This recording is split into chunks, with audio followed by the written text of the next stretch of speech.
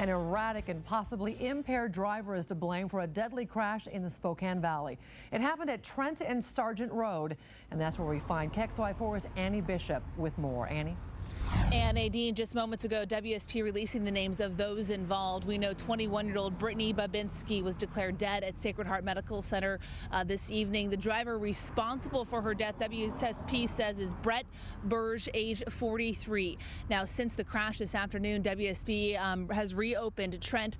They spent several hours here tonight taking pictures and measurements, collecting critical information as they build a case against Burge, who will now face criminal charges for killing another person here tonight.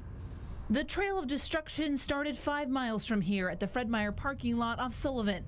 That's where witnesses say the man behind the wheel of this Volkswagen hit several cars and drove away. And our dispatch advised that there's an erratically driven vehicle that was involved in a hit and run. A few minutes later, another call to 911, this time for a head-on crash at Trent and Sargent. The suspect vehicle was reported as driving erratic, passing on the right, lost control, went into oncoming lanes and struck the victim vehicle. And a third party was also struck. Sergeant Lenny Walker says a young woman behind the wheel of this car died at a local hospital. He now has the unimaginable task of notifying her family. I have a hunch that she was probably headed home because her address is less than a mile from here. 2 small children in another car were also taken to the hospital with minor injuries.